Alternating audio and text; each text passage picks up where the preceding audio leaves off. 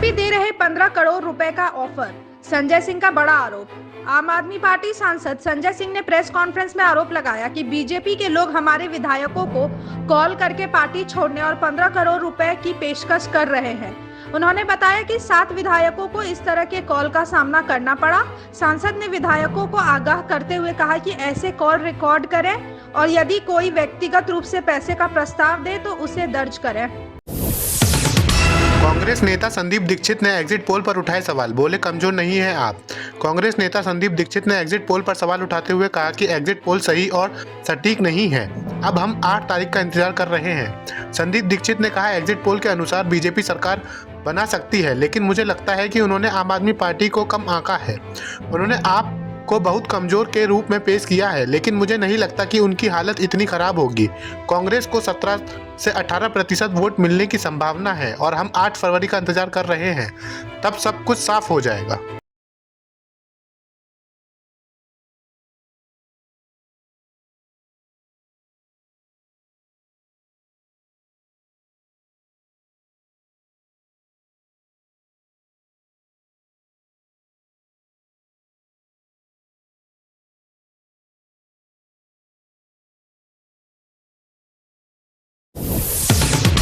वीरेंद्र सचदेवा ने कहा कि एग्जिट पोल सही पोल साबित होंगे।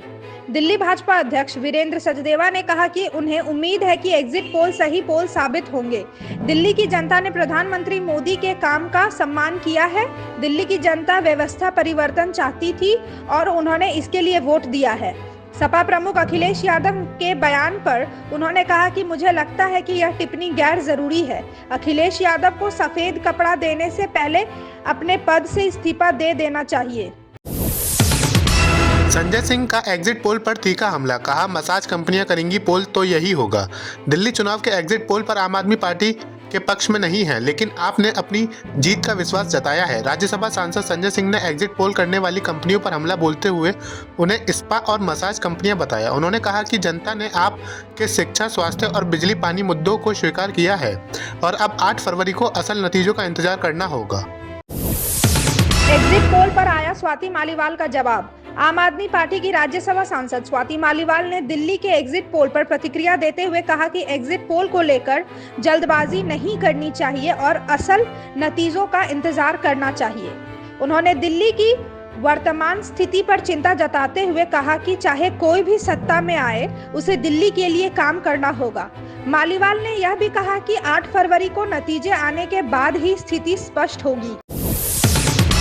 प्रवेश वर्मा ने केजरीवाल को लेकर की तीखी टिप्पणी, कहा नई दिल्ली से हार चुके हैं। नई दिल्ली सीट से भाजपा उम्मीदवार प्रवेश वर्मा ने अरविंद केजरीवाल पर हमला बोलते हुए कहा कि वे 11 साल से कोई महत्वपूर्ण काम नहीं कर पाए और अब उन्हें हार का सामना करना पड़ेगा। वर्मा ने कहा कि केजरीवाल खुद जानते हैं कि वे चुनाव हार चुके हैं और 8 फरवरी को आम आदमी पार्टी का अंत हो जाएगा। यह भी कहा कि अगर वो काम करते तो उनके परिवार को डोर टू डोर नहीं जाना पड़ता। नई दिल्ली में केजरीवाल को बड़ा झटका, एग्जिट पोल में प्रवेश वर्मा की जीत का दावा। विधानसभावार नतीजों को लेकर एग्जिट पोल में दावा किया जा रहा है कि नई दिल्ली विधानसभा सीट से आप के राष्ट्रीय संयोजक और भाजपा उम्मीदवार प्रवेश वर्मा के बीच कांटे की टक्कर होने की उम्मीद है। एग्जिट पोल ने दावा किया है कि अरविंद केजरीवाल इस सीट से करीब 20,000 वोटों के अंतर से चुनाव हारने की उम्मीद है। हालांकि असल तस्वीर शनिवार 8 फरवरी को साफ हो जाएगी।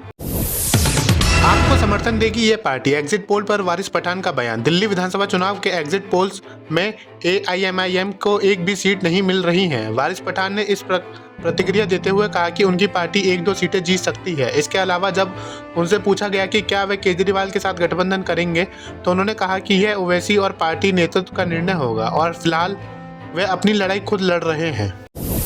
एग्जिट पोल पर शिव कुमार का बयान, हम वोटर्स के फैसले का इंतजार करें। दिल्ली में बीजेपी की जीत का अनुमान जताए जाने के बीच कर्नाटक के उप मुख्यमंत्री DK शिव कुमार ने एग्जिट पोल के आंकड़ों पर अपनी प्रतिक्रिया दी है। उन्होंने कहा, मैं एग्जिट पोल पर विश्वास नहीं करता, हमें मतदाताओं के फैसले का इंतजार करना चाहिए। बता दें कि विभिन्न एग्जिट पोल्स में आम आदमी पार्टी के मुकाबले बीजेपी की जीत का अनुमान जताया गया है, जबकि 2 सर्वेक्षणों में आपकी जीत का अनुमान भी लगाया गया है। एक्सिस माई इंडिया और टुडे चाणक्य के एग्जिट पोल में बीजेपी को बढ़त।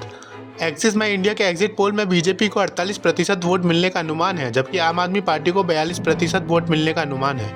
बीजेपी को 45 से 55 सीटें मिल सकती हैं, जबकि आप को केवल 15 से 20 सीटें मिलने की संभावना जताई गई है। कांग्रेस को मात्र 1 सीट मिल सकती है। वहीं टुडे चाणक्य के पोल में भी बीजेपी को 51 सीटें मिलती दिख रही हैं, जबकि आप को 19 सीटें मिल सकती हैं।